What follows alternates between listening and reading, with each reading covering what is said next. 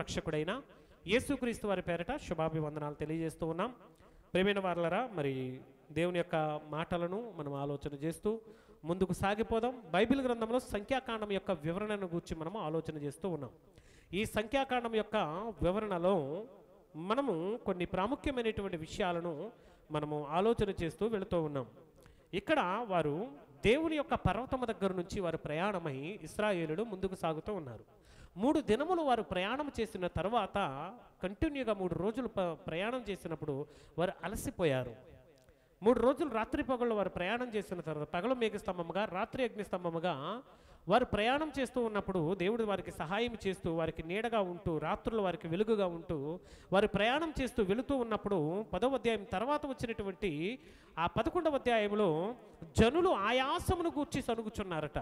వారు ప్రయాణం చేసిన తర్వాత ఆయాసం వచ్చింది వారికి. తర్వాత ఈ ఆయాసం మాత్రమే కాదు కానీ అప్పుడప్పుడు చూడండి, మనకు కోపం వచ్చినప్పుడు అన్ని విధాలుగా ఏం చేస్తామండి? మనకు కోపం వచ్చినప్పుడు అన్ని విధాలుగా దేని మీద మన కోపాన్ని చూపిస్తామో తెలియని పరిస్థితి. వీళ్ళు మార్గాయాసము చేత అలిసిపోయినప్పుడు వీళ్ళకి వెంటనే గుర్తొచ్చింది ఏంటో తెలుసా? ఇలాంటి సవిచారం లేనటువంటి తిండి తిని మనం ఎక్కడికి ప్రయాణం చేయగలం అనుకుంటున్నారు వారు ఆహారమును గూర్చి విచారణ చేస్తూ ఉన్నారు, ఆహారమును గూర్చి బాధపడుతూ ఉన్నారు. అయ్యో, మాకు సరైనటువంటి ఆహారం లేదు, మాకు సరైనటువంటి తిండి లేదని అనుకుంటున్నారు. కానీ దేవుడు వారిని పోషించడానికి దేవదూతలు భుజించేటువంటి ఆహారమును వారికి ఏం చేశాడు? దేవుడు అనుగ్రహిస్తూ ఉన్నాడు. అయినప్పటికీ వారికి తృప్తి లేదు, అయినప్పటికీ కూడా వాళ్ళకి సంతోషం లేదు. ప్రియమైన వారలరా, ఎప్పుడైతే వీళ్ళు సణుక్కుంటున్నారో, ఎప్పుడైతే వీరు లోపల గొణుగులు మొదలయ్యాయో, పాళెములో ఒక అగ్ని మండడం మొదలైందండి. అగ్ని మండడం మొదలైంది అంటే దాని అంతటైతే అగ్ని మండుతూ ఉంది. ఆ ప్రజల మధ్య అగ్ని తిరుగుతున్నప్పుడు ప్రజలు కంగారు పడిపోతూ ఉన్నారు. అయ్యో, ఏంటి అగ్ని? ఇది ఖచ్చితంగా దేవుని యొక్క కోపమే, ఇది ఖచ్చితంగా దేవుని యొక్క ఉగ్రతే అని ఇశ్రాయేలు సర్వ సమాజమంతయు కూడా గ్రహించి గమనించి మోషే దగ్గరకు, అహరోనుల దగ్గరకు వచ్చి వారి విన్నపాన్ని తెలియజేసినప్పుడు ప్రియమైన వారలరా, మోషే ఆ అగ్ని నిమిత్తమై వేడుకొనినప్పుడు ఆ అగ్ని చల్లారినట్లుగా మనం చూస్తాం. దేవునికి మహిమ కలుగునుగాక.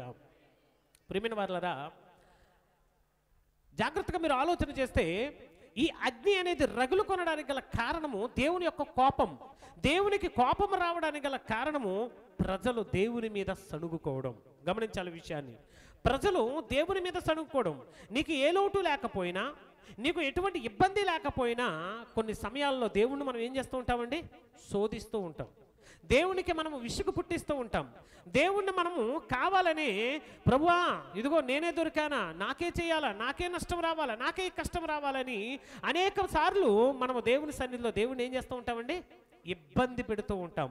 అందుకే దేవుని కోపం వచ్చినప్పుడు ఆ రోజు పబ్లిక్గా బహిరంగంగా అగ్ని రావడం మనం చూసాం. ఈరోజు అలాంటి అగ్ని రాకపోవచ్చు, కానీ దేవుని కోపం నీ మీదకు వస్తే నీవు అగ్నిలోనికి మాత్రం పోతావు. దేవునికి మహిమ కలుగునుగాక. జాగ్రత్త ప్రియమైన వారలరా, దేవునికి కోపం పుట్టించేటువంటి పనులు మనము చేయకూడదు. యెహోవా అగ్ని వారిలో రగులుకొనినందున ఆ చోటికి తబేరా అని పేరు పెట్టెను. వారి మధ్యన ఉన్నటువంటి మిశ్రిత జనం ఎప్పుడైతే, ఎందుకు ఈ బాధలు, ఎందుకు ఇవన్నీ వచ్చాయంటే మిశ్రిత జనాంగం అండి. మిశ్రిత జనాంగం అంటే చెప్పండి. ఐగుప్తీయులు ఇశ్రాయేలీలు కలిసి ఏంటి కన్నటువంటి పిల్లలు కానివ్వండి, లేదా కలిసిపోయినటువంటి జనాంగం కానివ్వండి. ఈ మిశ్రిత జనాంగానికి మాంసాపేక్ష ఎక్కువగా ఉన్నది. ఏమి ఎక్కువగా ఉన్నదండి? మాంసం పిచ్చి. కొంతమందికి ఉండేటువంటి మాంసం పిచ్చి మామూలు కాదు. అంటే వారానికి మినిమం ఒక 3-4 సార్లు వండుకోకపోతే మనసొప్పదు. ఏంటి, ప్రతిరోజు చేపలు తింటాం, మళ్ళీ గురువారం వచ్చేసరికి ఖచ్చితంగా ఒక పీక తగాల్సిందే. అంటే మాంసం మనం రోజంతా చేపలు తింటాం, ప్రతిరోజు చేపలు తింటాం. ప్రతిరోజు కనీసం ఎన్ని పూట్ల మనం కాయగూరలు తింటున్నాం, ఎన్ని పూట్ల మనం ఆకుకూరలు తింటున్నాం అని లెక్క పెడితే ఏంటి ఎలా వస్తుంది తెలుసా? అంటే 1:10 వస్తుంది అనమాట. 10 పూటలు చేప మాంసం తింటే ఒక పూట కూడా మనం కాయగూరలు తినటం లేదు. అనారోగ్యం రావడానికి కారణమవుతుంది. అది బలహీనతలు రావడానికి కారణమవుతుంది. దేవుడిచ్చిన ఆహారం కంటే, న్యాచురల్ రిసోర్సెస్ కంటే దేవుడు ఆకాశం నుండి పంపిస్తున్నటువంటి ఆహారం ఎటువంటి లోటు లేనటువంటి ఆహారం, అది ఎటువంటి లోపం లేనటువంటి ఆహారం, మనుషులకు ఆరోగ్యం ఇచ్చేటువంటి ఆహారము. కానీ వీళ్ళకి ఏమనిపిస్తుందో తెలుసా? సవిచారము లేనటువంటి ఆహారం అంట. ఏమంటున్నారండి వీళ్ళు? సవిచారము లేనటువంటి ఆహారం అంటే రుచి పచి లేదు ఇది. అంటే చాలామంది ఎందుకు కాయగూరలు తినరు, ఎందుకు ఆకుకూరలు తినరు అంటే ఏం రుచి ఉంటుందిలే, మాంసం అయితే రుచిగా ఉంటుంది కదా, కేవలం రుచి కోసం మాత్రమే. రుచి కోసమే, అంతకుమించి ఇంకేమీ లేదు. టేస్ట్ మాత్రమే. మంచి ఆహారాన్ని విడిచిపెట్టి ఏం కోరుకుంటున్నారు వీరు? మాంసాన్ని కోరుకుంటున్నారు. ఎప్పుడైతే వీరి మధ్య మాంసాపేక్ష ఎక్కువైందో మాంసం కావాలని ఏడుస్తున్నారటండి వీళ్ళు. ఎవరు? చిన్నపిల్లలా? అప్పుడప్పుడు చిన్నపిల్లలు ఇంట్లో ఏడుస్తున్నారు, నాకు మాంసం కావాలి అని. ఏడుస్తున్నారు కదా మీ పిల్లలు? ఏడుస్తుంటారు అప్పుడప్పుడు. అరే నిన్నే కదరా తిన్నావు, నాకు నేను ఎన్ని రోజులు అయిందో తిని అంటాడు. అరే నిన్నే తిన్నావు, మొన్నే తిన్నావు, మరలా ఏమంటండి, మాకు ఎన్ని రోజులైందో మాంసం అండి. మాంసాపేక్ష అధికం కలవారై పెద్దలో పిల్లలని తేడా లేకుండా ఏం చేస్తున్నారట? ఏడుస్తున్నారు ఒకరికొకరు. నిజమేరా, మాంసం తిని చాలా కాలమైంది. నిజమే, మాంసం తిని 2 సంవత్సరాల 3 నెలలు అయిపోయింది. ఎన్ని సంవత్సరాలు అయిపోయింది? మాంసం తిని 2 సంవత్సరాలు 3 నెలలు అయిందా? దేవుడు మన్నాన్ని ఇస్తూ ఉన్నాడు. మీ చేతిలో ఏమున్నాయి? గొర్రెలు ఉన్నాయి, మేకలు ఉన్నాయి, ఎడ్లు ఉన్నాయి, ఏంటి ఆ కోడిలు ఉన్నాయి, అన్నీ ఉన్నాయి. ఏ వండుకో తింటే ఏమన్నా వద్దంటాడు? అబ్బే, మంద మాత్రం ఏమవకూడదు, తరగకూడదు. పక్కోడిది మాత్రం ఏమైపోవాలి? తినేయాలి. అంతే కదండి. మనది మాత్రం తరగకూడదు. ఊరికనే వచ్చింది మాత్రం ఏం చేయాలి? తినేయాలి. ఏంటి ఈరోజు చూడండి, ప్రభుత్వాలు కూడా ఏమైపోయాయండి? ఫ్రీబీస్, ఉచితంగా ఇస్తేనే గెలిపిస్తాం మనం. ఉచితం ఉచితం అడుక్కు తింటాం. ఒక రోజు వచ్చేసరికి మనం ఈ ఉచితాల కోసం ఆశపడి ఏం చేస్తామంటే ఒకరోజు అడుక్కు తింటాం. ఒకవైపు రేట్లు పెరిగిపోతానని బాధపడతాం. ఎందుకు పెరగవు రేట్లు? ఆ రేట్లు పెంచి మరలా తిరిగే డబ్బులు ఎవరికి ఇస్తున్నారు? మీకే ఇస్తున్నారు, మీకే ఇస్తున్నారు. ఆ విధంగా మనం ఏం చేస్తున్నామంటే భారాన్ని పెంచుతాం. ఉచితం ఉచితం ఉచితం. ఫ్రీగా రావడం అంటే ఎంత ఇష్టమో, ఉచితమైనవంటే మనకి ఎంత ఇష్టమో. ఫ్రీగా వస్తున్నాయంటే పినాయిల్ అయినా సరే మనం ఏం చేస్తామండి? తాగేస్తాం. ఉచితంగా వస్తే పినాయిల్ అయినా సరే మనం ఏం చేస్తామండి? తాగేస్తాం. ఇందులో పాల్లా ఉన్నాయి, పర్వాలేదులే, తెల్లగా ఉంటే ఎన్ని పాలే. ప్రియమైన వారలారా, వీళ్ళకు వచ్చినటువంటి పిచ్చి కూడా అలాంటిదే. మాంసం కావాలి మాకు, ఈ మాంసం కావాలి, సవిచారం లేనటువంటి ఆహారం. అంత మాత్రమే కాదు కానీ మరలా ఐగుప్తు దాస్యాన్ని గుర్తు చేసుకుంటున్నారు. చూడండి, అదే బాగుంది మాకు. దేవుని కోపం రావడానికి కారణం ఏంటండి? ఐగుప్తు దాస్యం మాకు బాగుంది అంటున్నారు. ఏంటండి? పాత జీవితం, పాప జీవితం, విడిచిపెట్టిన జీవితం అది బాగుంది అని మరలా వెనక తట్టు చూస్తే దేవుని కోపం రాదంటారా? చెప్పండి. ఏంటి ఆ పాత జీవితమే మాకు బాగుంది అంటే వారు అంటే చూడండి, ఐగుప్తులో మేము ఉచితముగా తినిన చేపలు. ఐగుప్తు దేశంలో ఉచితంగా తిన్నారా? ఫ్రీగా తిన్నారా? గొడ్డి చాకరీ చేయించి, కొరడాలతో కొట్టి, వెట్టి పనులు చేయించి కాస్త ముఖం మీద అడిసేవారు. అది ఉచితంగా తిన్నారా? అరే మీ కష్టానికి ప్రతిఫలం లేదని కదా ఏడ్చారు మీరు. మీ కష్టానికి తగినటువంటి ప్రతిఫలం రావట్లేదని కదా దేవుని సన్నిధిలో మొర్ర పెడితే ఆ మొర్ర దేవుని సన్నిధికి వెళ్ళి మీ కొరకు ఒక రక్షకుని పుట్టించి మోషేను మీ దగ్గరకు నడిపించాడు. అంతే కదా. మరలా ఏమంటున్నారు? ఉచితముగా మేము తినటువంటి చేపలను, కీరకాయలను. అంటే కీరకాయలు ఏంటి? కీరకాయలు, దోసకాయలు, తర్వాత కీరకాయలు అంటే కాయగూరలు లాంటివి, కూరాకులు, ఉల్లిపాయలు, బంగాళదుంపలు జ్ఞాపకానికి వస్తున్నాయి. ఐగుప్తు దేశం బంగాళదుంపలకు బాగా ఫేమస్. కరోనా తర్వాత దుంపలు ఒకసారి చూడండి, ఒరిస్సాకి దుంపల షార్టేజ్ వచ్చినప్పుడు మనకు దుంపలు ఐగుప్తు దేశం నుంచి వచ్చాయి, ఈజిప్ట్ నుంచి వచ్చాయి. వాడి షిప్పుల నిండా, మామూలు కాదు. మళ్ళీ అంటే అటు సైడ్ ఈ యొక్క ఆహారం ఎక్కువగా పండించేవారు. అక్కడి నుంచి వచ్చినటువంటి సీడ్స్ ఇవన్నీ కూడా కరోనా తర్వాత మన దేశానికి ఇంపోర్ట్ చేసుకున్నారు. అప్పుడు బంగాళదుంపల రేటు 100 రూపాయలు, 200, 150 రూపాయలు పెరిగిపోయింది. తర్వాత గవర్నమెంట్ వాటిని ఇంపోర్ట్ చేసి రేట్లు తగ్గించి 50-60కి తెచ్చి అమ్మారు. ఇప్పుడు 10, 20, 30. అంతే కదండి. అలాంటి బంగాళదుంపలు అంటే తెల్లగడ్డలు అండి. ఆ తెల్లగడ్డలో మరలా దుంపలు ఉంటాయి చూడండి, దుంపలు, రకరకాల దుంపలు. తెల్లగడ్డలు మాకు జ్ఞాపకమునకు వచ్చుచున్నవి. ఇప్పుడు మా ప్రాణాలు అలసిపోయాయి, సమస్యలిపోయాయి, మేము అలసిపోయాం. కాబట్టి ఈ మన్నా కాక మా కన్నులు ఎదుట మరి ఏమీ కూడా లేదు. అంటే మాకు తినడానికి ఏమీ లేదు. వాళ్ళు ప్రయాణం చేస్తున్నది అరణ్యమే కావచ్చు, వారు ప్రయాణం చేస్తున్నది ఎడారే కావచ్చు, వారు ప్రయాణం చేస్తున్నది ఇబ్బందే కావచ్చు. సమస్యలిపోవడానికి ఏం కష్టం తగిలింది చెప్పండి వాళ్ళకి? పగలు మేఘస్తంభం, మేఘం ఉంటే చల్లని వాతావరణం. అంటే ఒక్క మాటలో చెప్పాలంటే బహిరంగంగా దేవుడు ఏసీ పెట్టి వారిని ఏం చేశారు? అందుకే చొక్కాయి మాసిపోలేదు అని రాయబడింది. ఏమని రాయబడింది? ఒకరోజు బయటికి వెళ్ళరండి అండి, ఎండ మీద కోనర్కి వెళ్ళి ఉదయం వెళ్ళి సాయంకాలం రండి, సట్ట ఏమైపోద్ది, బట్టలు ఏమైపోతే కంపు కొట్టేస్తుంది. ఒక్క పూటకే పనిలోకి వెళ్ళి వచ్చేసరికి మొత్తం మీ వస్త్రాలన్నీ కూడా స్మెల్ వచ్చేస్తాయి, అసహ్యం వచ్చేస్తుంది. కానీ 40 సంవత్సరాలు వారి చొక్కా మాయలేదట, వారి కాళ్ళకు ఉన్నటువంటి పాదరక్షకములు, చెప్పులు అరగలేదు అని రాశాడు. అంటే చెప్పులు అరగలేదంటే అర్థం ఏంటో తెలుసా? పిల్లాడు సంకనెత్తుకుంటే చెప్పులు అరుగుతాయా? అంటే ఇజ్రాయేలుని ఎక్కడ మోసాడండి? పక్షి రెక్కల మీద మోసినట్లుగా నేను ఇజ్రాయేలుని ఏం చేశాను? మోసి తిని కదా. ఏమంటున్నాడండి? ఎలా మోసాడట? పక్షిరాజు తన పిల్లలను రెక్కల మీద మోసినట్లుగా నేను ఇశ్రాయేలీయులను ఏం చేశాను? నా రెక్కల మీద మోసితిని. అందుకే వారి చెప్పులు అరిగిపోలేదు, అందుకే వారికి చెమట పట్టలేదు, వారికి కష్టం రాలేదు. కానీ వీళ్ళేమంటున్నారు? మేము అలసిపోయాము, మేము సొమ్మసిల్లిపోయాము, మాకు చాలా బాధగా ఉంది, ఈ మన్నా కాక మాకేమీ లేదు. చాలామంది ప్రియమైన వారు తినేటువంటి వారిలో రెండు రకాల మనుషులు ఉంటారు. జాగ్రత్త వినండి. ఆహారం తినేటువంటి వారిలో రెండు రకాల మనుషులు ఉంటారు. ఏదో విధంగా కడుపు నింపుకుందామనే వాళ్ళు ఒక రకం అయితే, రెండోది మంచి దొరికితేనే కానీ కడుపు నింపని వారు రెండో రకం. ఎలాంటి వారండి? ఒకటి ఏది ఉంటే అది, ఏం దొరికితే అది కడుపు నింపుకుందాం, తినేద్దాం, తిన్నామా లేదా, ఈ పూట గడిచిందా లేదా, మనం తినేసామా లేదా. రెండోది ఎవరండి? ఖచ్చితంగా నాకు అదే కావాలి, ఖచ్చితంగా నాకు అదే తీరాలి, నాకు అదే తిని తీరాలి, నాకు అదే అవకాశం, నాకు అది మాత్రం పెడితేనే నాకు ఆకలి తీరుద్ది. పీకల కాడకు తిన్న తర్వాత ముందు ఎంత పెట్టినా తిన్నా నేనైతే ఏంటి అంటే, ముందు ఒక ఆహారం తినేసాను, తినేసిన తర్వాత అంతకంటే అమూల్యమైంది వస్తే నేను తిన్నాను. ఎందుకంటే ఆల్రెడీ ఇక్కడ సిగ్నల్ ఇచ్చింది చాలు అని.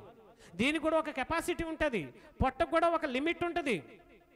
ఏంటి, తింటా ఉంటే ముందుకు సాగుతూ ఉంటుంది. అలాగని తిన్నాం అనుకోండి, లోపల ఇంజిన్స్ పనిచేయాలి కదా, మెషిన్స్ పనిచేయాలి కదా, రుబ్బు రోళ్ళు కరెక్ట్గా పనిచేయాలి కదా. కానీ వీళ్ళేమంటున్నారండి? సవిచారం లేనటువంటి ఆహారం. ఏ రోజైనా అరగకుండా ఉందా? ఏ రోజైనా ఇండైజెషన్ ఫీల్ అయ్యారా? ఏ రోజైనా యాసిడిటీ ఫీల్ అయ్యారా? మీరు అంత మంచి ఆహారాన్ని ఇస్తే దేవుని మీద సొణుకుతారా మీరు? ప్రేమైన వారలారా, చాలామంది తమకున్న పరిస్థితిని కాదని ఉన్నతమైనటువంటి పరిస్థితి కోసం ఆలోచన చేసి పేదరికాన్ని కొని తెచ్చుకున్న వాళ్ళు చాలామంది ఉన్నారు. ఇబ్బందులు పడుతున్న వారిని నేను కళ్ళారా చాలామందిని చూశాను.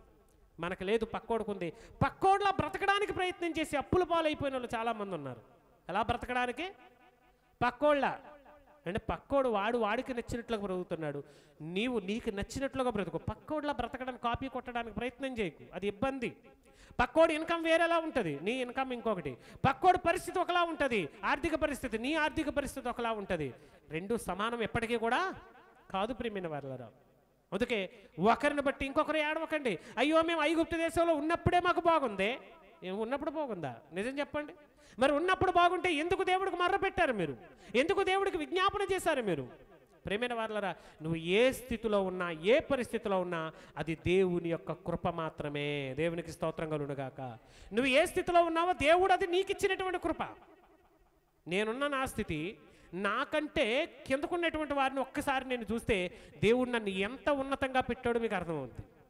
మీరున్న స్థితిలో మీ పక్క వారిని ఒకసారి చూడండి, వారితో పోల్చుకుంటే దేవుడు మిమ్మల్ని ఎంత ఉన్నతమైన స్థానంలో పెట్టాడో ఒకసారి ఆలోచించండి. ఏంటి, ఒక్కసారి మేము పేదవారం అండి అంటారు. మీకంటే కఠిన పేదరికంలో ఉన్న వాళ్ళు ఉన్నారు. ఆ కఠిన పేదరికంలో ఉన్నటువంటి వాళ్ళు, వాళ్ళకంటే దరిద్రంలో ఉన్నటువంటి వాళ్ళు, అడుక్కు బతుకుతున్న వారు ఉన్నారు. ఇప్పుడు చెప్పండి, ఎవరు గొప్పవాళ్ళు? ఎవరు గొప్పవాళ్ళండి? ఇందిరాగాంధీ గారు బతుకున్నప్పుడు 3 విషయాలు చెప్పారు: రోటీ, కపడా, మకాన్. ఈ 3 ఉంటే చాలు, నువ్వు ధనవంతుడివే. ఏంటిది? రోటీ, కపడా, మకాన్. అంటే తినడానికి తిండి, కట్టుకోవడానికి బట్ట, ఓ అద్దిల్లో సొంతిల్లో ఏదైనా పర్వాలేదు, ఓ ఇల్లు ఉంటే చాలు. అది రేకులిల్లా, పూరి గుడిసె అనవసరం, నువ్వు ధనవంతుడివే. ఎందుకంటే ప్రపంచంలో ఈ 3 ఫెసిలిటీస్ లేని వాళ్ళు కొన్ని లక్షల మంది, కోట్ల మంది ఉన్నారు. అంటే వాళ్ళకంటే నువ్వు ఎవరవు? చెప్పాలి, ఎవరవు? ధనవంతుడివే. దేవునికి స్తోత్రం కలుగునుగాక. అందుకే ఇశ్రాయేలీయులకు ఉన్నటువంటి స్థితిని బట్టి దేవుని కోపం రావడానికి కారణం అన్నీ ఇచ్చినా ఇంకా లోటే, అన్నీ ఇచ్చినా ఇంకా కావాలని కోరుతున్నాం. అందుకని కోపపడ్డాడు దేవుడు. ఈ మన్నా కాక మా కన్నులు ఎదుట మరేమీ లేదని చెప్పుకొని, ఆ మన్నా ఎలా ఉందట? కొత్తిమీర గింజలు. అంటే ఏంటివి? కొత్తిమీర గింజలు అంటే ధనియాలు అంటారు కదా, ధనియాల్లా ఉండేది. ఎలా ఉండేదండి? ఆ ధనియాలకు పైన పంచదార పాకం పెడితే ఎట్లా ఉంటుందండి? తెల్లగా. ఎలా ఉంటుంది అది? ఏంటి, అపోపము వలే. అది ఎలా ఉందండి? బోళము వలే. అంటే చూపునకు అది ఎలా ఉండేవి? చూడడానికి కొత్తిమీర గింజలు, కానీ అవి ఎలా ఉన్నాయండి? తెల్లగా బోళము వలే ఉన్నవి. బోళము వలె ఆ మన్నా యొక్క ఇది జనులు తిరుగుచు దానిని కూర్చుకొని తిరుగుట విసిరి లేక రోట దించి ఆ పెనమ మీద కాల్చి రొట్టెలు చేసిరి. దాని రుచి కొత్త నూనె రుచి వలె ఉండెను. తినడానికి ఎలా ఉందండి? అంటే నూనె లేని కూరలు ఎలా ఉంటాయండి? అత్తగారు అప్పుడప్పుడు కోడలకు మొట్టికాయలు వేస్తారు, అసలు కొంచెం నూనె వేసావు ఇందులో, అసలు కూరలా ఉందా? మరొక అత్త మొట్టికాయ వేస్తుంది, ఉన్న నూనెంతా విలిపేస్తావు ఇందులో. అంతే కదండి, 2 రకాల అత్తలు ఇందులో. ఉన్న నూనెంతా పంపేస్తావు ఇందులో. అంటే నూనె వేసుకుంటే రుచిగా ఉంటుందన్న సంగతి అయితే పాయింట్ అర్థమైంది కదా, టేస్ట్గా ఉంటుంది. ఇప్పుడు వాళ్ళు తిన్నది ఎలా ఉంది? నూనె వలె ఉంది, నూనె వలె. అంత మాత్రమే కాదు, వారు చేస్తున్నట్టు చూడండి, అది కొత్త నూనె రుచి వలె ఉండెను. రాత్రి యందు మంచు పాళెము మీద కురిసినప్పుడు ఆ మన్నా కూడా ఆ మంచుతో పాటుగా దాని వెంటనే పడెను. జనులు తమ తమ కుటుంబములో ఎవరి గుడారపు ద్వారమునొద్దగా వారు ఏడవగా మోషే వినును. యెహోవా కోపము బహుగా రగులుకొను. వారు ఏడ్చుట మోసే దృష్టికి కూడా, వారు ఏడవడం చూసి మోసేకు కూడా కోపం వచ్చింది. ఎందుకంటే ఆల్రెడీ 2 సంవత్సరాల నుంచి అనుభవిస్తున్నాడు వీళ్ళతో బాధలు. ఆల్రెడీ 2 సంవత్సరాల నుంచి చూస్తున్నాడు, ఎన్ని అద్భుతాలు చేశాడు. ఏమండి, అదే పెద్దలు, అదే ప్రజలు వచ్చి మోషే మాకు మాంసం తినాలని ఉంది, దేవుణ్ణి ప్రార్థన చేయి, మాకు మాంసం కావాలని అడిగితే ఎంత పద్ధతిగా ఉంటుందండి? అంతే కదండి. ఏంటి, అదే పిల్లలు వచ్చి అమ్మా నాకు మాంసం తినాలని ఉంది అని గారామంగా అడిగారు అనుకోండి, ఎలా ఉంటుందండి? సర్లే నన్ను సాయంకాలము వండి పెడతానులే అంటామా లేదా చెప్పండి? అదే రోజు ఏడుతున్నాడు నాకు మాంసం కావాలని, లాగేం చెప్తాం, ఒకటి తిన్నా సరే నీకు కరువు తీరట్లేదు ఏంటని ఏం చెప్తాం? ఎగ్జాక్ట్లీ అదే జరిగింది ఇక్కడ. ఏంటి, నువ్వు వచ్చి దేవుని సన్నిధిలో అడిగితే అది ఎంత పద్ధతిగా ఉంటుంది? మోషే ఇదిగో దీనితో పాటుగా కొద్దిగా మాకు టేస్ట్ మార్చితే బాగుంటుంది, రుచి మారితే బాగుంటుంది అని మేము అనుకుంటున్నాం. దేవుడిని ప్రార్థన చేయి, దేన్నైనా ఏమిటి ఏమి అడిగినా దేవుడు వారికి అది ఇచ్చాడు, ఇస్తున్నాడు కూడా. ఏమిటి, ఇది అడిగితే ఎవరా ఎప్పుడైతే ఏడుస్తున్నారో సణుగుతున్నారో కోపం వచ్చిందండి దేవునికి. మోషేకు కూడా కోపం వచ్చింది. వచ్చి మోషే దేవుని ఎదుట ఏమంటున్నాడు తెలుసా? యెహోవాతో ఇట్లా నీ వేళ నీ సేవకుని ఇంత బాధ పెట్టావు, ఎందుకు నన్ను ఇబ్బంది పెడుతున్నావు? ఇదిగో నా మీద నీ కటాక్షము రానీక ఈ జనులందరూ నా మీద దయ లేకుండా ఈ జనులందరి భారం నా మీద ఎందుకు మోపేశావు నాయన? నేనే వీళ్ళని కన్నానా? నేనే వీళ్ళని రొమ్మునెత్తుకొని మోయాలా? నేను ఎంత జనాంగాన్ని మోసే భారం నాకు ఎందుకు అప్పగించావు? వీళ్ళందరూ చూసారా, నువ్వు ఎన్ని చేసినా, ఎన్ని సూచక్రియలు చేసావు, ఎన్ని అద్భుతాలు చేసావు, ఎర్ర సముద్ర పాయలు చేసావు, ఏంటి మోషే యొక్క ఫరో యొక్క రథాలను సముద్రంలో ముంచి వేశావు, ఏంటి శత్రుశాలను పాలద్రోసావు, డైరెక్ట్గా నువ్వు మాట్లాడావు, కావలసిన వాటిని అన్నింటినీ అనుగ్రహించావు. అయినా సరే వీళ్ళు నీ మీద నమ్మకము లేదు. ఎందుకు ఇలాంటి జనము? నేనే ఈ సర్వ సమాజంలో గర్భమును ధరించి తినా, నేనే వీరిని కన్నానా? పాలిచ్చి పెంచే తండ్రి పసిపిల్లలను మోసినట్లుగా నేను వీరి తండ్రులకు ప్రమాణపూర్వకంగా ఇచ్చిన దేశంలో వీరిని రొమ్మును ఎత్తుకొని పొమ్మని నువ్వు నాతో ఎందుకు చెబుతున్నావు? మోసుకొని వెళ్ళమని నాకు ఎందుకు చెబుతున్నావు? నాకు అవసరమా ప్రభువా? నాకేంటి బాధలు? అప్పుడప్పుడు చూడండి, ఏంటి సంఘం యొక్క బాధలు కూడా ఇట్లాగే ఉంటాయి. దైవ సేవకులు కూడా విసిగిపోతూ ఉంటారు. సంఘంలో జరిగేటువంటి కార్యాలు కానివ్వండి, సంఘం విసిగించేటువంటి విసుగులు కానివ్వండి, ఏంటి కుటుంబాల మధ్య జరిగేటువంటి కలహాలు కానివ్వండి, వీటన్నిటి వలన కూడా అప్పుడప్పుడు నేను కూడా అలా విసిగిపోతూ ఉంటాను. ఏంటి ప్రభు నాకు ఈ బాధలు అవసరమా అనిపిస్తుంది, నాకు ఏంటి ఈ ఇబ్బందులు ఇవన్నీ అవసరమా అనిపిస్తుంది. నిజం చెప్పాలంటే ప్రియమైన వాళ్ళరా, ప్రతి విషయాన్ని కూడా దేవుడు చూస్తూనే ఉన్నాడు, ప్రతి విషయాన్ని కూడా దేవుడు ఆలకిస్తూనే ఉన్నాడు. అయినప్పటికీ దేవుని మీద నమ్మకం లేక అరుచుకుంటూ కరుచుకుంటూ ఏంటి గొడవలు పెట్టుకుంటూ ఏంటి వీరు ఏం చేస్తున్నారంటే ఏకగా ఏడుపులే మొదలెట్టేశారు. మోషేకి నచ్చలేదు. ప్రభువా ఎందుకు ప్రభువా, వీరినందరినీ నేనే కన్నానా, వీరందరినీ నేనే గర్భమును ధరించేనా, నేనే పాలిచ్చి తండ్రినా, ఎందుకు నాకు ఈ బాధలు అంటూ ఈ సమస్త ప్రజలకు ఇచ్చుటకు మాంసం నాకు ఎక్కడదయ్యా? మాంసం కావాలని ఏడుస్తున్నారు. ఎంతమంది జనాలకు ఇవ్వాలంటే ఎన్ని మేకలు తేవాలి ప్రభువా, ఎన్ని కోళ్ళు రావాలి ప్రభువా, ఎన్ని గొర్రెలు కావాలి ప్రభువా, ఎక్కడి నుంచి తేగలను నేను అరణ్యములో అంటున్నప్పుడు వారు నన్ను చూచి ఏడ్చుచు తినుటకు మాకు మాంసం నిమ్మని అడుగుచున్నారు. ఏడుస్తూ అడుగుతున్నారట. అయ్యో మోసే మాకు మాంసం. ఎవరిని ఏడుస్తారండి? పెళ్ళికి వెళ్ళాము, మాంసము వేయలేదు, అన్నీ వేసారు కానీ ఏమేయలేదు. ఎవడన్నా గిన్నె ముందు పెట్టుకుని అయ్యో నాకు మాంసం వేయలేదని ఏడుస్తాడు ఎవడన్నా? ఎంత అసహ్యంగా ఉంటుందండి. చిన్న పిల్లల కంటే అధ్వానంగా ఏడుస్తున్నారు వీళ్ళు. మాకు మాంసం ఇవ్వ మోసేని ఏడుస్తున్నారు. ఏడవడం ఏంటండి? మాంసం కోసం రిక్వెస్ట్ చేయాలి, ప్రభువును ప్రార్థించాలి. ప్రభు మాకు అవసరమని అడిగితే ప్రతి ఒక్కరికి దయచేసే దేవుడు తెలియదండి. మీరు విసిగిపోతున్న ఒకే ఆహారం పదే తింటున్నారని దేవుడు తెలీదా? ఇచ్చినవాడు ఆయనే కదా. ఏంటి తినడానికి కూడా అవకాశాలు ఇచ్చాడు, అన్ని రకాలుగా అవకాశాలు ఇచ్చాడు. ఏంటో గోధుమ పిండితో ఏమేమి చేసుకోవచ్చండి? గోధుమ పిండితో ఏమేమి చేసుకోవచ్చు చెప్పండి ఒక్క మాట. అంటే చాలా రకాలు యూట్యూబ్ చూసి 100 రకాల వంటలు తయారు చేసేస్తాం మనం, అంతే కదండి. ఎన్ని రకాల వంటలు? 100 రకాల గోధుమ పిండితో. వీళ్ళు ఎప్పుడు ఒకటే కాల్చుకో తింటున్నారు, అదే కదండి. మనకు అదే వంకాయలు ఉన్నాయనుకోండి మన ఇంట్లోని, ఒకే కూర వచ్చు వంకాయ కూర.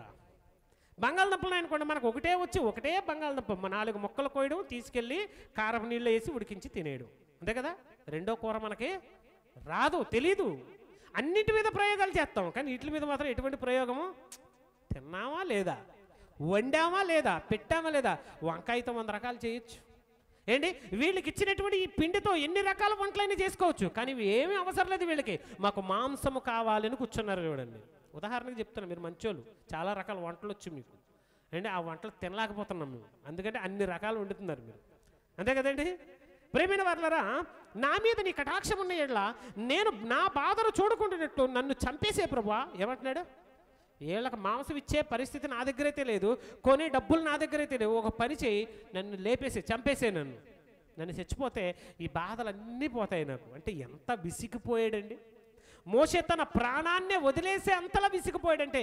అప్పుడప్పుడు చూడండి, ప్రాణము విసిగించే జగడగుండి దానితో కాపురం చేయుడు కంటే ఏంటి ఎక్కడట మిద్ది మీద మూలకపోయి ఉండడం మేలట. ఏంటి అంతకంటే దారుణం ఉన్నారు. భార్య వలన మోసేకి విసుగులేదు, కుటుంబం వలన విసుగులేదు, కానీ దేవుడు అప్పగించిన జనాంగం వలన మోసే ఏమైపోతున్నాడు, చచ్చిపోతే బాగుండు అనుకుంటున్నాడండి. అంటే ఎంత బాధ పెట్టారో ఆలోచించండి ప్రియమైన వారలారా. అప్పుడు దేవుడు కలుగ చేసుకున్నాడు చూడండి, పెద్దలను అధిపతులను నా దగ్గరికి పిలండి, పిలిచి వారికి చెప్పండి తోడుకొనిరా. అక్కడికి వచ్చిన తర్వాత వారు నీతో కూడా నిలవబడితే నేను అక్కడికి దిగి నేను మాట్లాడతానని మరి ఆయన అంటున్నాడు చూడండి. ఇదిగో నేను దిగి అక్కడ నీతో మాట్లాడేదను, మరియు నీ మీదకు వచ్చిన ఆత్మలో పాలు వారి మీదను ఉంచేదను, ఈ జనుల భారము నీ ఒంటిగా మోయకుండానట్లు వారి దానిలో ఒక్కొక్క పాలు నీతో కూడా. ఇదిగో మోషే ఇట్లా కాదు, నువ్వు ఒక్కడవే ఇజ్రాయేల్ జనాంగాన్ని మోయడం కాదు, కానీ పెద్దలను పిలు. ప్రతి జనాంగంలో నుంచి 12 గోత్రాల్లో నుంచి పెద్దలను పిలిచి ప్రతి గోత్రానికి పెద్దలను నియమించి ఆ పెద్దలను నా యొక్క ఆత్మను నీ మీద పెట్టినటువంటి ఆత్మను పాలును పెడతాను, వీళ్ళు కూడా నీతో పాటు ఏం చేస్తారు అంటే ఆ యొక్క గోత్రం వారు ఆ పెద్దకు చెప్తారు, ఈ గోత్రం వారు ఈ పెద్దకు చెప్తారు, పెద్దలందరూ కలిసి మరలా ఆ సమస్యను ఎక్కడ తీసుకొస్తారు, నీ దగ్గరికి తీసుకొని వస్తారు. సింపుల్గా అర్థమైంది కదా. మినిస్ట్రీ ఉంటుంది, చీఫ్ మినిస్టర్ ఉంటాడు. చీఫ్ మినిస్టర్ ఏం చేస్తారండి, మినిస్ట్రీస్కి అన్నిటికీ కూడా ఆజ్ఞాపిస్తారు, మీరు ఇలా చేయండి, మీరు ఇది చేయండి, మీరు హోమ్ తీసుకోండి, మీరేమో ఎడ్యుకేషన్, మీరేమో ఆయిల్ అండ్ ఫీల్డ్, ఇలా రకరకాలైనటువంటి మరి ఇవన్నీ కూడా ఉంటాయి.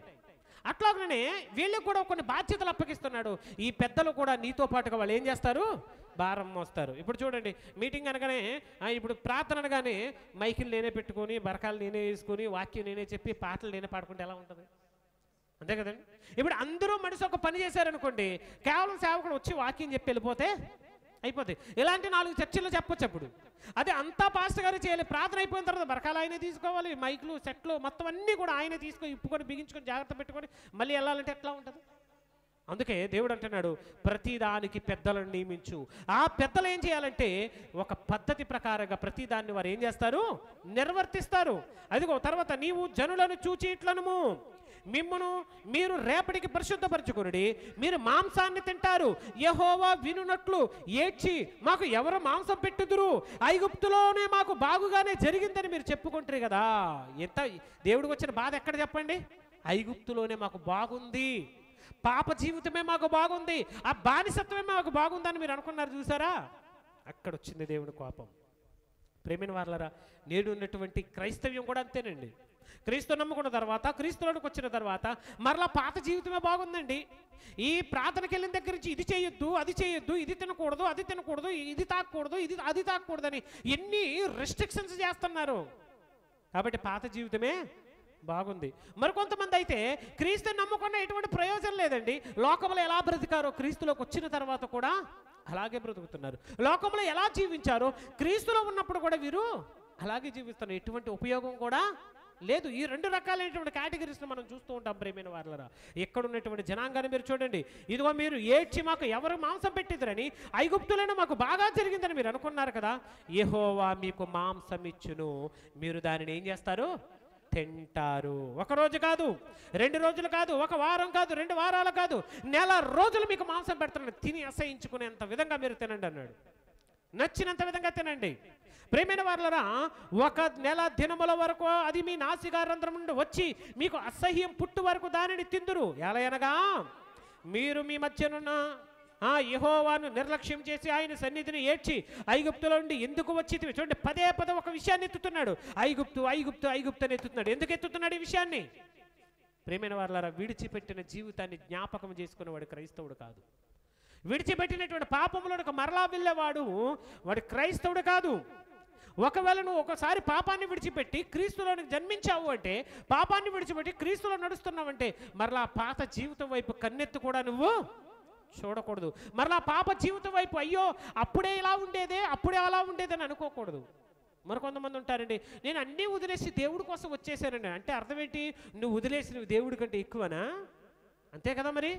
నేను అన్నీ వదిలేసి దేవుడి కోసం వచ్చేసానని అంటున్నావంటే నువ్వు వదిలేసినవి దేవుడి కంటే ఎక్కువనే కదా నీ ఉద్దేశంలో. అంటే దేవుడు తక్కువ, నీ వదిలేసినవి ఎక్కువ. అలాంటి ఆలోచన, అలాంటి మాట కూడా మన నోట వెంబడి రాకూడదు. చాలామంది సభలలో ప్రసంగికులు మాట్లాడతారండి. పెద్ద ప్రసంగికుడు అండి, ఇదిగో అతడు పెద్ద ఉద్యోగాన్ని విడిచిపెట్టి దేవుని కోసం వచ్చాడండి. ఇదిగో బ్రాహ్మణ కుటుంబంలోంచి వచ్చాడు. బ్రాహ్మణ కుటుంబంలో కొమ్ములు ఉంటాయా ఏంటి? దేవుని సన్నిధిలో ఎవరైనా సమానమే ఏంటి? వెనకాల తోకున్నంత మాత్రాన కొమ్ములు వస్తాయా? కాదు. ఎవరైనా ఒకటే ప్రియమైన వారులారా, తాను ఏ స్థితిలో నుంచి పిలువబడ్డాడో ఆ స్థితిలోని దేవునికి మహిమపరచాలి. అంతే తప్ప వ్యక్తిని బట్టి, కులమును బట్టి, గోత్రమును బట్టి కాదు ప్రియమైన వారులారా. ఈరోజు భూమి మీద సేవా పరిచర్య మోషే ఏనాడో అనుకోలేదు ఏంటి? ప్రవక్తలు ఏనాడో అనుకోలేదు. వారిని పిలిచినటువంటి దేవుడు అన్యులలో నుండి వచ్చినటువంటి అనేక మందిని కూడా ఆయన తన కోసం ఏం చేసుకున్నాడండి? ఆయన వాడుకున్నాడు ప్రియమైన వారులారా. ఎందుకు మేము ఐగుప్తులో నుండి వచ్చితిమని మీరు అనుకుంటున్నారు కదా. అందుకు మోషే, నేను ఈ జనుల మధ్య ఉన్నాను, వారు 6 లక్షల మంది పాదచారులు నెల దినములో తినుటకు వారికి మాంసమునిచ్చిదరని చెప్పితివి. వారు తినిన తృప్తి పొందినట్లుగా వారి నిమిత్తము గొర్రెలను, పశువులను చంపవలెనా? మోషే అంటున్నాడు, ప్రభువా ఇప్పుడు వాళ్ళ కోసం గొర్రెలు మేకలను చంపేయాలా? ఎందుకు? ఇవి ఎక్కడి నుంచి వచ్చాయి? గొర్రెలు మేకలు ఎక్కడి నుంచి వచ్చాయి చెప్పండి? ఆల్రెడీ ఐగుప్తు నుండి వచ్చేటప్పుడే వాళ్ళు మందలతో సహా ఏం చేసుకున్నారు? వాళ్ళు ప్రయాణమై వచ్చారు. వాళ్ళు గొర్రెలను, మేకలను, మందలన్నింటినీ కూడా తీసుకొని వచ్చారు. ఐగుప్తు దేశంలో వాళ్ళకి ఎక్కడి నుంచి వచ్చాయి? 70 మంది ఇశ్రాయేలులు ఐగుప్తు దేశానికి వెళ్ళినప్పుడు వారు తమతో పాటుగా ఏం తీసుకొని వెళ్ళిపోయారు అమ్మా? యోసేపు కాలంలో. ఏ కాలంలో ఇది? యోసేపు కాలంలో వాళ్ళు గొర్రె మందలను తీసుకొని వెళ్ళిపోయారు. అక్కడ బానిసత్వం చేసినటువంటి సంవత్సరములు అన్నీ కూడా వారి గొర్రెల మందలన్నీ కూడా విస్తారంగా విస్తరించినట్లుగా మనం చూస్తాం. యోసేపు కూడా అడుగుతాడు కదండి, ఇదిగో నా ప్రజలు పశువులను, గొర్రెలను కలిగిన వారు కనుక వారికి మేత భూమి ఉన్నటువంటి ఒక మంచి స్థలమును నా కుటుంబానికి, నా తండ్రి కుటుంబానికి, నా తండ్రి ఇంటి వారికి ఇప్పించమంటే, ఐగుప్తు దేశమే నీ కళ్ళ ఎదుట నీకు నచ్చిన భూమి తీసుకోమంటే మేత భూమి కలిగినటువంటి మంచి భూభాగాన్ని యోసేపు ఇశ్రాయేలు కొరకు ఏం చేశారు? ఇచ్చినట్లుగా మనం చూస్తాం బైబిల్ గ్రంథంలో. అది మనం విన్నాం. ఆది కాండంలో మనం దానిని చూసాం ప్రేమైన వారు. అందుకనే వారు వచ్చేటప్పుడు వారితో పాటుగా గొర్రెలను, పశువులు ఉన్నాయి. అంతే కదండి. ఇప్పుడు వీళ్ళు ఇంతమంది తినాలంటే సముద్రంలో ఉన్న చేపలన్నీ కూడా ఏం చేయాలి? నేను చంపేవాళ్ళు ప్రభువా.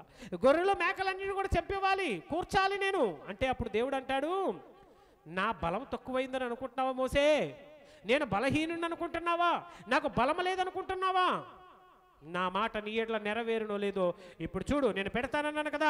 బయటకు వచ్చి యెహోవా మాటలను జనులతో చెప్పి, జనుల పెద్దల్లో నుండి 70 మంది మనుషులను పోగు చేసి గుడారము చుట్టూ నిలవబెట్టగా యెహోవా మోషేతో దిగి అతనితో మాట్లాడి అతని మీద వచ్చిన ఆత్మలో పాలు ఆ 70 మంది పెద్దల మీద ఉంచిన కావున ఆత్మ వారి మీద నిలిచినప్పుడు వారు ప్రవచించరు. కానీ మరలా అంటే ఎప్పుడైతే దేవుని ఆత్మ వారి మీదకి వచ్చేదో ఆ సమయంలో వారు ప్రవచించేవారు. దేవుని ఆత్మ లేనప్పుడు మరలా వాళ్ళు ప్రవచించేవారు కాదు. ఎందుకు ప్రవచించారంటే ప్రజలందరికీ ఇన్ఫర్మేషన్ తెలియాలి.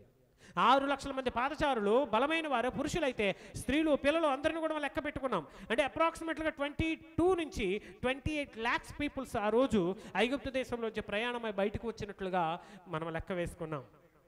ఇంతమందికి ఒక మనిషి చెప్తే మైకిల్ లేవు ఆ రోజు. ఏమి లేవు. మైక్లో చెబితే ఏముందో సౌండ్ బాక్స్ సౌండ్ పెడితే ఏమైపోతుంది? అందరికీ వినబడిపోతుంది. కానీ మైకిల్ లేవు ఆ రోజు, సౌండ్స్ లేవు, బోరలు లేవు ఆ రోజు. ఏదైనా చెప్పాలి అంటే బోర ఊదేవారు సిగ్నల్. మరి ఇంతమందికి ఇన్ఫర్మేషన్ చెప్పాలంటే ఎట్లా? అందుకని 70 మంది పెద్దలను ఏర్పాటు చేసి వారి మీద దేవుని యొక్క ఆత్మను ఉంచినప్పుడు వారు పాళెంలో ఏం చేశారంటే వారు దేవుడు చెప్పిన ప్రతి మాటను వారు ప్రవచించేవారు. అప్పుడు ఒక యవ్వనస్తుడు మోషే యొద్దకు పరిగెత్తుకుని వచ్చి ఎల్దాదు, మేదాదులు పాళెంలో ప్రవచించుచున్నారని చెప్పగా ఇక్కడ ఒక సమస్య వచ్చింది. మరలా ఎల్దాదు, మేదాదు అనేటువంటి వారు అంటే ఇజ్రాయెల్ పెద్దల్లో 70 మంది వచ్చారు కదా, ఇంకొక 2 ఉండిపోయారు పాళెంలో. వాళ్ళిద్దరూ కూడా ఏం చేస్తున్నారు? మోషే ఏర్పరచుకున్న నూను కుమారుడైన మోషేకు పరిచారకుడైనటువంటి యెహోషువ, మోషే నా ప్రభువా వారిని నిషేధించుము. 70 మంది రమ్మన్నావు కదా, 70 మంది వచ్చి దేవుని సన్నిధిలో వారు ప్రవచించారు. ఇంకొక 2 పాళెంలో ఉండి వారు ప్రవచిస్తున్నారు.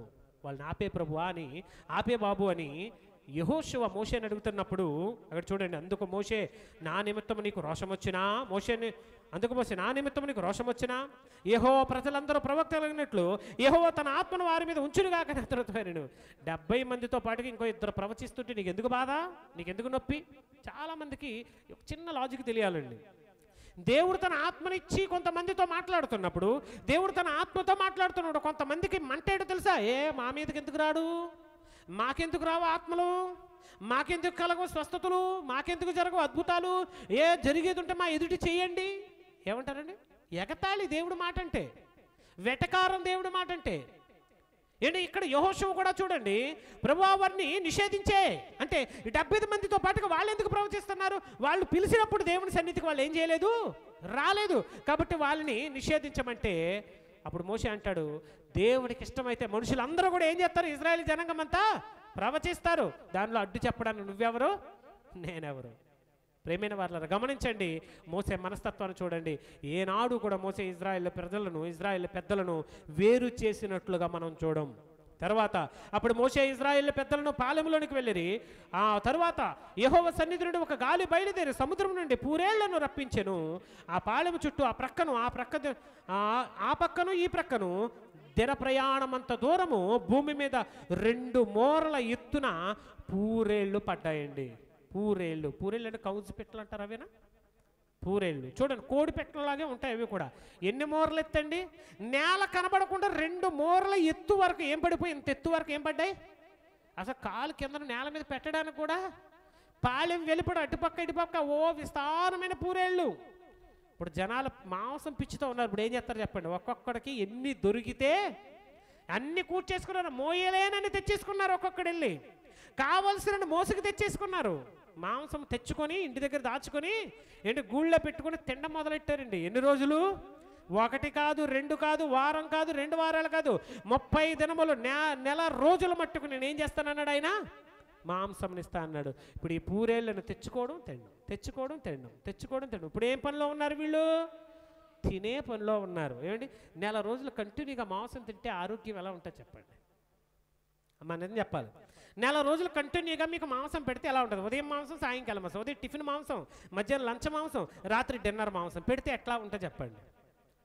వారంలో 4 పెళ్ళిళ్ళు తగిలాయి అనుకోండి, ఈ బిర్యానీలు మాంసం తినలాగా చచ్చిపోతున్నారా అంటాం. ఎన్ని పెళ్ళిళ్ళకి? 3-4 పెళ్ళిళ్ళకి మేము తినలాగా చచ్చిపోతున్నాం, మాకు అసహ్యం వేసేస్తుంది, మేము తినలేకపోతున్నాం అంటాం. ఏంటి కానీ వీళ్ళు ఎన్ని రోజులండి? 30 రోజులు ఉదయం మధ్యాహ్నం సాయంకాలం, ఉదయం మధ్యాహ్నం సాయంకాలం దేవుని స్తుతించడం మర్చిపోయారు, దేవుని ఆరాధించడం మర్చిపోయారు. తినే పనిలో ఉన్నారు, కూర్చుకునే పనిలో ఉన్నారు. నేను ఇప్పుడైనా బుద్ధి రావాలి కదా, ప్రభువా మేము తప్పు చేశాము, మేము అడిగితే మేము ఇచ్చేవు దేవుడువు, మమ్మల్ని క్షమించి ప్రభు అని ఒక్కరని అడిగారండి? అసలు అడిగారా? పోనీ పూరేళ్ళు కురిసిన తర్వాత అయినా సరే, ప్రభువా నీకు కృతజ్ఞతలు మేము అడగగానే మాకు మాంసం ఇచ్చాను, ఒక్కడైనా కృతజ్ఞత కలిగి ఉన్నాడండి? చేసిన మేలును మరిచిపోయేటువంటి కృతజ్ఞతాహీనులు. ప్రియమైన వారులారా, దేవుడిచ్చినటువంటి దానిని మర్చిపోయారు వీరు. ఆ గొప్ప ప్రతిఫలాన్ని వారు మర్చిపోయి దేవుని మీద అయ్యో మేము సొడిగాము కదా, అయ్యో దేవుని మీద మనము సణుక్కున్నాం కదా, దేవుడు మనం అడిగిన ప్రతిదీ ఇస్తున్నాడు, మనం దేవుని క్షమించమని అడుగుదామన్న ఇంకిత జ్ఞానం కూడా వారికి లేదండి. ఎంత బాధపడుతుంటాడు దేవుడు చెప్పండి? ఎంత బాధ కలిగి ఉంటే తన హృదయంలో ఒక్కసారి ఆలోచించాడు. ప్రియమైన వారులారా, దేవుడు బాధతో 30 రోజులు తిన్న తర్వాత అసహ్యం పుట్టి వాసన వాళ్ళ ముక్కుల్లోంచి, నాసికారంధ్రంలోంచి వచ్చేసి వాసన ఎప్పుడైతే మాకు అసహ్యం వేస్తుంది అన్నారో, తింటుండగానే కొంతమంది గొంతు పట్టుకొని నలిమి చంపేశాడు. గొంతును పట్టుకొని వారు తింటున్నటువంటి మాంసం వారి గొంతులో ఉండగానే దేవుడి కోపం వారి మీద రగులు కొనెను. దేవుని కోపము మాంసం వారి పండ్ల సందున ఉండగానే అది నమలకమునిపే యెహోవా కోపం జనుల మీద రగులు కొనెను. యెహోవా తెగులు చేత వారిని బహుగా బాధించి తినేటప్పుడైనా ప్రభువా నీవు ఇచ్చిన మాంసమును బట్టి నీకు స్తోత్రం అని చెప్పాడా? ఒకవేళ అలా చెప్పుంటే, అలా ప్రార్థించుంటే ఖచ్చితంగా దేవుడు వారి మొరను ఆలకించి వారిని చంపకపోయిండు. తింటున్నారు ఆనందంతో. స్టార్టర్లోనూ అదే, లంచ్లోను, డిన్నర్లోను, టిఫిన్లోను అన్నీ మాంసమే మాంసమే మాంసమే. అసహ్యం వచ్చేలా తింటున్నప్పుడు కనీసం దేవునికి కృతజ్ఞతలు కూడా చెప్పలేనటువంటి వీరిని వారి పళ్ళ సందుల్లో మాంసం ఉంటుండగానే, వారు నములుతుండగానే దేవుని కోపం తెగులు చేత వారిని బాధించిన మాంసాపేక్ష గల వారిని జనులు అక్కడ ఏం చేశారండి? చంపేసిన జనులు వారిని పాతిపెట్టినందున ఆ స్థలమునకు కిబ్రోత హత్తావా అంటే దురాశ అని పేరు పెట్టారు. ఏమని పెట్టారు? ఏంటది? దురాశ. దేనికి చేటైంది ఈరోజు? దుఃఖానికి చేటైంది. ప్రియమైన వారలారా, ఎప్పుడైతే నువ్వు దేవునికి కోపాన్ని పుట్టిస్తావో, ప్రియమైన వారలారా, దేవునికి ఎప్పుడైతే మనము మరి ఆయనకు ఆవేశాన్ని పుట్టిస్తామో, ఆవేశాన్ని కలిగిస్తామో, మనము వెంటనే తప్పు తెలుసుకొని దేవుని సన్నిధిలో క్షమాపణ అడగాలి. తప్పు తెలుసుకొని వెంటనే దేవుని సన్నిధిలో మనము క్షమాపణ అడగాలి. ప్రభువా, మేము తప్పు చేశాం, మేము నేరం చేశాం, మమ్మల్ని క్షమించమని నువ్వు అడగకపోతే నువ్వు చేసిన ప్రతి దానికి కూడా ఒకరోజు లెక్క అప్పగించుకొనవలసి ఉంటుంది. దేవునికి మహిమ కలుగునుగాక. జనులు కిబ్రోత్ హత్తావా నుండి హజేరోతునకు ప్రయాణమైపోయి హజేరోతుల దగ్గర ఇప్పుడు ఆ స్థలాన్ని విడిచిపెట్టి చచ్చిన వాళ్ళందరినీ పాతేసి కప్పెట్టేసి, ఏమండి మాంసం పెట్టడం, మాంసం తిన్నారు. ఏంటి, ఎవరైతే మాంసం పిచ్చి కలిగి ఉన్నారో వారందరిని కూడా దేవుడు ఏం చేశాడు? చంపేశాడు. ఏడ్చిన వాళ్ళందరినీ చంపేశాడు. ఒక కొత్త జనాంగాన్ని, మిగిలిన జనాంగాన్ని తీసుకొని కిబ్రోత్ హత్తావా నుండి వారు ప్రయాణమై వెళుతూ ఉన్నారు. అలా ప్రయాణమై మరికొన్ని దినములు వారు ప్రయాణం చేసి ప్రేమైన వార్లరా చివరికి హజేరోతు అనేటువంటి ప్రాంతానికి వచ్చి అక్కడ వారు దిగారు. వీళ్ళ ప్రయాణం ఎలా సాగేది అంటే, ఎప్పుడైతే మందసము, గుడారము, ప్రత్యక్ష గుడారము మరి ఇది ప్రయాణమై వెళుతుండేదో, ఆ ప్రయాణం వెళుతున్న మేఘం పైకి వెళ్ళిపోయింది అనుకోండి, వీళ్ళ ప్రయాణాన్ని ఏం చేసేవారు? వీళ్ళు కొనసాగించారు. ఎప్పుడైతే మరలా మేఘము ఆ ప్రత్యక్ష గుడారం మీదకి వచ్చి ఆగిపోయింది అనుకోండి, వాళ్ళకి వెంటనే అర్థమైంది దేవుడు మనల్ని ఏం చేస్తున్నాడు, ఇక్కడ ఆగమంటున్నాడు, ఉండమంటున్నాడు, వారిని నిలిచిపోయేవారు.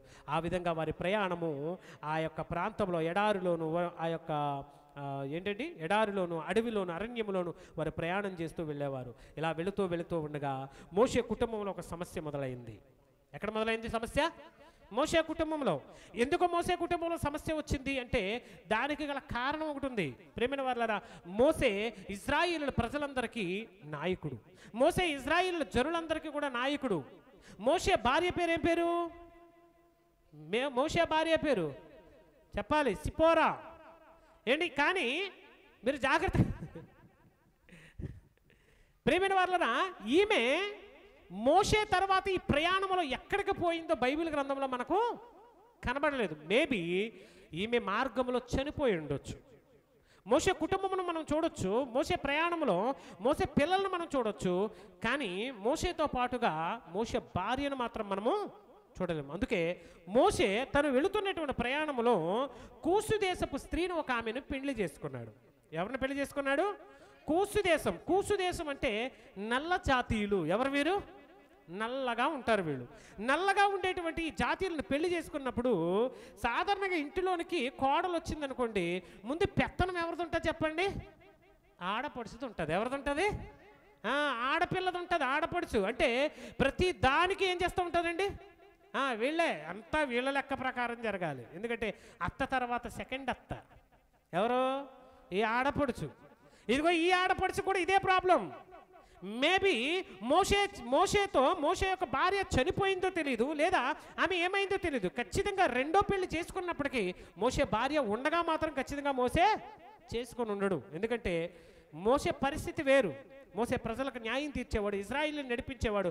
ఈ పనులన్నీ ముగించుకొని వచ్చిన తర్వాత మోషే కోసం కూడా ఎవరైనా తిండి పెట్టేవారు ఉండాలి. మోషే కూడా బాగోగులు చూసుకునేవారు ఉండాలి. అందుకనేమో మోషే కూసు దేశం స్త్రీని పెండ్లి చేసుకున్నప్పుడు ఆమెను పెండ్లి చేసుకున్న ఆ స్త్రీని బట్టి మిర్యాము, అహరోనులు అతనికి విరోధంగా ఏం చేశారు? నీకెవరు దొరకలేదా? నువ్వు ఆమెను చేసుకోవాలా? ఇంకెవరో కూడా లేరా నీకు? మన జనాంగంలో ఎవరో లేరా? ఇలా ఎప్పుడైతే సొనగడం మొదలు పెట్టారో ప్రియమైన వారలారా, వాళ్ళు సొనగడం మాత్రమే కాదు. వీడు మోషే అన్య స్త్రీని పెళ్లి చేసుకున్నాడు, కూసి దేశస్తురాలను పెళ్లి చేసుకున్నాడు. కాబట్టి మోషే దేవుడి ప్రవక్తగా ఉండడానికి మోషేకి ఏమి లేదు, అధికారం లేదు, అర్హత లేదు. ఇదిగో ఇజ్రాయిల్ అన్య స్త్రీలను పెళ్లి చేసుకోకూడదు అన్నాడు కదా. కాబట్టి మోషేతో ఒక్కడితో దేవుడు మాట్లాడుతున్నాడా? మాతో మాట్లాడలేదా? మాతో మాట్లాడలేదని అహరోము, మిర్యాములు మోషేకు వ్యతిరేకంగా ఏం చేశారు? మాటలాడడం మొదలు పెట్టారు. దేవునికి మహిమ కలుగును గాక. యెహోవా మాట విన్నాడు. ఎప్పుడైతే వీరు వ్యతిరేకంగా మాట్లాడారో, మోషే మీద వ్యతిరేకంగా మాట్లాడినటువంటి వారి మాటలను దేవుడు విని అంటున్నాడు, దేవుడు డైరెక్ట్గా మాట్లాడు, మోషే భూమి మీద ఉన్న వారందరికంటే మిక్కిలి సాత్వికుడు. అతను వంటి సాత్వికం ప్రపంచంలో ఎవరికి కూడా, అంటే సాత్వికము కలిగిన వారు ధన్యులు, సాత్వికులు ధన్యులు. వారు భూలోకమును, సాత్వికముంటే భూలోకాన్ని స్వతంత్రించుకుంటాం. ఎందుకు మోషేకే బాధ్యతను అప్పగించాడో తెలుసా? ఎందుకు మోసేకే ఈ యొక్క బాధ్యతను, ఇజ్రాయిల్ నడిపించేటువంటి బాధ్యతను అప్పగించాడు తెలుసా? మోషే మాత్రమే ఏం చేయగలడు? వారిని భరించగలడు. ఏంటి? సాత్వికం ఉన్నవాడే ఏ తప్పునైనా ఏం చేయగలడు? భరించగలడు. సాత్వికంతో ఉన్నవాడే ఏ పొరపాటునైనా క్షమించగలడు. అందుకనే దేవుడు భూమి మీద ఉన్న అందరికంటే మోసే ఎలాంటి వాడు? అంత జనాంగాన్ని నడిపించాలి అంటే, ఒక జనాంగాన్ని నడిపించాలి అంటే ప్రేమైన వాళ్ళరా, వాడు సీఎంఓ, పిఎంఓ, మినిస్టరో, ఎమ్మెల్యే ఏదో ఒకటి ఖచ్చితంగా అయి ఉండాలి. కానీ వాళ్ళకి జీతాలు ఇస్తుంది గవర్నమెంట్, వాళ్ళకి బోల్డ్ అని ఫెసిలిటీస్ ఇస్తుంది గవర్నమెంట్. ఒక ఎమ్మెల్యే అనుకోండి, ఒక ఎంపీ అనుకోండి, ఒక మినిస్టర్ అనుకోండి, ఒక చీఫ్ మినిస్టర్ అనుకోండి, వాళ్ళకు కొన్ని ఫెసిలిటీస్ ఉంటాయి. కానీ మోసేకి ఎలాంటి ఫెసిలిటీ కూడా, ఉచితంగా దేవుని సేవ చేస్తున్నాడు, ఫ్రీగానే దేవుని పరిచర్య చేస్తున్నాడు, వాళ్ళ భారాన్ని భరిస్తున్నాడు, వాళ్ళ కష్టాన్ని భరిస్తున్నాడు. దేవుడు చెప్పిన ప్రతిదీ తూచా తప్పకుండా అతడు పాటిస్తూ ఉన్నాడు. అందుకే అంటాడు, భూమి మీద ఉన్న అందరికంటే మోషే మిక్కిలి సాత్వికుడు. అలాంటి సాత్వికుడైనటువంటి మోషే మీద మీరు సడుగుతారా? ఒకసారి రెండు ప్రత్యక్ష గుడారం దగ్గరికి, మీ లెక్కేదో తేలుద్దామని దేవుడు పిలిచినప్పుడు మోషే, అహరోను, మిర్యాము వారు ప్రేమైన వాళ్ళరా ఆ ప్రత్యక్ష గుడారం దగ్గరకు వచ్చినప్పుడు దేవుడు మేఘ స్తంభం మీదకు వచ్చి ఆ ప్రత్యక్ష గుడారం మీద నిలిచి వారితో మాట్లాడడం మొదలు పెడుతూ ఉన్నాడు. ఆయన అంటున్నాడు, వినండి ఓ మోషే, అహరోను, మిర్యాములారా, మీరు వినండి నా మాట. ఇదిగో మీలో ప్రవక్త ఉంటే నేను వానికి దర్శనమిచ్చి మాట్లాడతాను. మీరు ప్రవక్తలా? ఓకే, మీతో ఎప్పుడైనా నేను డైరెక్ట్గా మాట్లాడాను? మీరు ప్రవక్తలే, ఓకే. మీతో ఎప్పుడైనా మోషేతో కాకుండా మీతో డైరెక్ట్గా ఎప్పుడైనా మాట్లాడు. మీలో ఎవరైనా ప్రవక్తలు ఉంటే దర్శనమిచ్చి నేను మాట్లాడతాను. కానీ మోషేతో అలా కాదు, ముఖాముఖిగా, ఫేస్ టు ఫేస్, ముఖాముఖిగా నేను అతనితో మాట్లాడతాను. ఎందుకంటే నా సేవకుడైనటువంటి మోషే అలాంటి ప్రవక్త కాదు, డైరెక్ట్గా నాతో కమ్యూనికేట్ చేసేటువంటి శక్తి కలిగినటువంటి వాడు. ఇదిగో అంటున్నాడు చూడండి, నా ఇల్లంతటిలో ఎలాంటి వాడు అతను? ఎలాంటి వాడు? నమ్మకస్తుడు. నమ్మకస్తుడు. దేవుని విషయంలో నమ్మకత్వం కావాలి, సాత్వికం నీకు ఉండాలి. దేవుని విషయంలో ఎంత నమ్మకత్వం ఉండాలంటే, ఎంత బాధ అయినా ఎంత కష్టమైనా నాయకుడు అన్నవాడు ఏం చేయాలి? భరించగలగాలి. అలా భరించాడు కాబట్టే నా ఇల్లంతట్లో నమ్మకస్తుడని దేవుడు ఎవరి గురించి మాట్లాడుతున్నాడు? నీ గురించి, నా గురించి మాట్లాడతాడు. ఎంత కోపమో అంటాం మనం, ఏంటి? ఎంత అసూయ అంటాం, ఎంత ద్వేషమో అంటాం, ఎంత విరోధ భావమో అంటాం. కానీ వాక్యం సెలవిస్తుంది ప్రేమైన వారలారా, అతడు నా ఇల్లంతటిలో నమ్మకస్తుడు. గూఢభావములతో కాదు, ఏదో మిస్టరీగా నేను మాట్లాడను, ఏదో రహస్యంగా ఏదో గూఢభావాలతో మాట్లాడను. ఇప్పుడు దానియేలు ఉన్నారనుకోండి, దానియేలు గ్రంథం అంతా కూడా ఎలా ఉంటాయండి? గూఢభావములతో కూడినటువంటి మర్మాలు ఉంటాయి. కానీ మోషే ఎక్కడ కూడా అలాంటి మర్మాలను గురించి రాయా లేదు. మోషే ఎక్కడ కూడా అలాంటి వాటి గురించి రాయలేదు. మోషే ఏమి రాసినా అంత డైరెక్ట్గా రాశాడు, అంత డైరెక్ట్గా, ప్రత్యక్షంగా.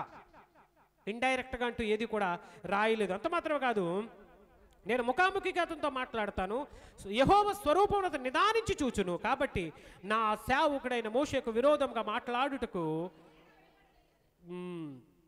నా కోపం, యెహోవా కోపం వారి మీద రగులుకొనగా, ఈ మాట చెప్పేసి ఆయన ఏమైపోయాడు? వెళ్ళిపోయాడు. ఎప్పుడైతే వెళ్ళిపోయాడో వెంటనే మిర్యాముకు కుష్ఠరోగం వచ్చేసింది. ఏమొచ్చేసింది? కుష్ఠరోగం. కుళ్ళిపోయిన శరీరంలో మారిపోయింది. అంటే అహరోను సొణిగాడు, కానీ మిర్యాం మరీ ఎక్కువగా సొణిగింది. అంత మాత్రం కాదు, మేబీ ఈ ఆడపడుచు బాగా ఇబ్బంది పెట్టుంటుంది. అందుకే ఈమెకి ఏం జరిగింది? అమ్మా జాగ్రత్త, మీ వదినలు, మీ మరదళ్ళు వచ్చినప్పుడు వాళ్ళని ఆడిపోసుకోకండి. రేపు పొద్దున్న మీరు కూడా అత్తారింటికి వెళ్ళినప్పుడు మీకు కూడా ఒక అత్త తగులుకుంటుంది. ఎవరో సెకండ్ అత్త అనుకోండి, ఆడపడుచుని. ఆమె కూడా మీకు తగులుకున్నప్పుడు మీకు కూడా ఏం జరుగుతుంది? అప్పుడు సేమ్ టు సేమ్ మీరు ఏదైతే ఇచ్చారో ఇక్కడ వడ్డీతో సహా ఇచ్చేస్తుంది అక్కడ, అంతే కదండి. అందుకే ఎక్కువ సడిగినటువంటి మిర్యాము యొక్క దేహం ఏమైపోయిందండి? కుష్ఠరోగం వచ్చింది. కుష్ఠరోగం వచ్చిన తర్వాత అహరోను ఎలుగెత్తి ఏడుస్తాడు, అయ్యో మా ప్రభువా మేము అవివేకులము, అయ్యో మా దేవా మేము అవివేకులము, మమ్మల్ని క్షమించు ప్రభు అన్నప్పుడు తర్వాత మోషే ఆమె నిమిత్తం ప్రార్థన చేసినప్పుడు అంటారు కదా, ఒక తండ్రి తన కుమార్తె మీద ముఖం మీద ఉమ్మేస్తే ఎన్ని రోజులు బయట ఉండాలి? నియమం ప్రకారము 7 రోజులు ఉండాలి. ఇదిగో నేను కూడా ముఖం మీద ఉమ్మేసిన దాంతో సమానం. తీసుకెళ్ళి ముందు పాలెం వెలుపల 7 రోజులు పెట్టు. ఈ 7 రోజులు వారి ప్రయాణం ఆగిపోయిందండి. ఇశ్రాయేళ్ల ప్రయాణం చూడండి. దేవునికి వ్యతిరేకంగా నువ్వు మాట్లాడినప్పుడు నీ యొక్క ఆత్మీయ జీవితంలో దేవునిలో నువ్వు నడుస్తున్నటువంటి ప్రయాణము ఆగిపోతుంది. జాగ్రత్త. అంత చక్కగా మేఘస్తంభంలోను అగ్నిస్తంభంలోను నడిచినటువంటి నీ ప్రయాణము, దేవుని యొక్క కనుసన్నలో నడిచినటువంటి ఇశ్రాయేళ్ల ప్రయాణం ఒక వ్యక్తి చేసినటువంటి పొరపాటు వలన ఆగిపోయింది. అందుకే యోబు గారు తన యొక్క గ్రంథంలో ప్రియమైన వారి కొన్ని ప్రాముఖ్యమైనటువంటి విషయాలను తన పిల్లల విషయంలో మాట్లాడేవాడు. ఒకవేళ హృదయంలోనైనా నా పిల్లలు దేవుణ్ణి దూషించుతురేమో ఏమనుకునేవాడండి? నేను నా కుటుంబం దేవుళ్ళ భయభక్తులతో ఉండాలి. ఒకవేళ నా పిల్లలు హృదయంలోనైనా దేవుణ్ణి దూషించరేమో, కనుక వారి నిమిత్తం నేను ఏం చేస్తాను? బలులు నర్పిస్తానని. దేవుణ్ణి నేను శాంతింపచేయాలి. నా బిడ్డలు ఒకవేళ తప్పు చేస్తారేమో, తప్పు చేశారేమో, వారి మీద దేవుని కోపం రాకూడదని వారి నిమిత్తం బలులను అర్పించేవాడండి. నిజంగా చెప్పాలంటే ప్రేమైన వాళ్ళరా, ఎంత జాగ్రత్త తీసుకునేవాడంటే యోబు అండి. అలాంటి మన యొక్క ఆత్మీయ జీవితంలో, మన ప్రయాణంలో, ఒడిదుడుకుల్లో, ఇబ్బందుల్లో దేవుణ్ణి శోధించి మన ఆత్మీయ జీవితంలో ప్రియమైన వాళ్ళరా మనము దేవునికి విరోధముగా మాట్లాడకూడదు. అప్పుడు మోషే ఎలుగెత్తి దయచేసి ఈమెను బాగు చేయమని యెహోవాను మొర్రపెట్టును. అప్పుడు యెహోవా అంటాడు కదా, ఆమె తండ్రి ఆమె ముఖం మీద ఉమ్మి వేసిన ఎడల ఆమె 7 దినములు సిగ్గుపడిన కదా, ఆ 7 దినాలు ఆమె పాలెం వెలుపల ఉన్న తరువాత 7 దినముల తర్వాత ఆమె మరలా బాగుపడి పాలెములోనికి వచ్చును. తర్వాత అప్పుడు ప్రజలందరూ కూడా ఏం చేయబడతారు? హజేరోతు నుండి సాగి పారాను అరణ్యంలోనికి వస్తారు. ఎక్కడెక్కడి నుంచి ఎక్కడెక్కడ ప్రయాణం చేశారు చెప్పండి. మొట్టమొదటిగా ఇశ్రాయేలు ప్రయాణం ఐగుప్తు దేశంలోంచి ఎక్కడికి వచ్చింది? ఎక్కడికి? ఎర్ర సముద్రం అన్నాం ఫస్ట్, ఎందుకంటే ఫస్ట్ స్టాపేజ్ అదే కదా. ఎక్కడికి దిగారు వాళ్ళు? ఎర్ర సముద్రం. ఎర్ర సముద్రం దాటిన తర్వాత అక్కడి నుంచి ప్రయాణమై ఎక్కడికి వచ్చారు? హోరేబు పర్వతం దగ్గరికి. అక్కడి నుంచి ఎక్కడికి వచ్చారు? సీనాయి పర్వతం దగ్గర నుంచి, అంటే సీను అరణ్యానికి. అక్కడి నుంచి ఎక్కడికి వచ్చారు? హజారోతు పర్వతానికి, హజారోతు ప్రాంతానికి వచ్చారు. హజారోతు అనేటువంటి ప్రాంతం నుంచి ఇప్పుడు ఎక్కడికి వస్తున్నారు? పారాను అరణ్యం. ఎక్కడాగింది ప్రయాణము? పారాను అరణ్యం. ఈ పారాను అరణ్యంలో జరిగినటువంటి కొన్ని వింతలు, విశేషాలు, కొన్ని విషయాలను మనము వచ్చే టాపిక్ నుండి మనం మాట్లాడుకుంటూ ముందుకు వెళదాం. కాబట్టి విన్నటువంటి వాక్యాన్ని మీరు జాగ్రత్తగా మీ మనసులో ఉంచుకొని విషయాన్ని మర్చిపోకండి. దేవుని మీద ఎన్ని కష్టాలు వచ్చినా సొడక్కండి. అడిగితే ఇచ్చే దేవుడు, అడిగితే ఇచ్చే దేవుడు. ఆహారం కోసం దేవుని మీద సొనక్కండి. ప్రభువా నాకు మాంసమే ప్రభువా, ప్రభువా నాకు అది ప్రభువా అని నువ్వు ప్రార్థన చేస్తే ఖచ్చితంగా ఇస్తాడు. అంతేగాని నాకు ఏమి దొరకట్లేదు ప్రభువా నువ్వు వేడిస్తే దేవునికి అది నచ్చదు. తన పిల్లలు ఏడవడం చూడండి. మనం కూడా మన పిల్లలు ఏదైనా అడిగితే గారాభంగా అడిగితే ఇస్తామే కానీ, ఏమండి బ్రతిమలాడితే ఇస్తాం కానీ, వాడు ఏడ్చేడు పేసి పెట్టాడు అనుకోండి ఏం చేస్తామండి? చెత్త కొట్టేసి అవసరమైతే ఏం చేస్తాం? పక్కన ఇసిరేసి పోరా నీకు నాకు సంబంధం లేదని ఏం చేస్తాం? మన పిల్లల్ని దూరం పెడతాం. అంతే కదండి. కాబట్టి దేవుని సన్నిధిలో అలా ఉండదు. దేవుడు మన తండ్రి.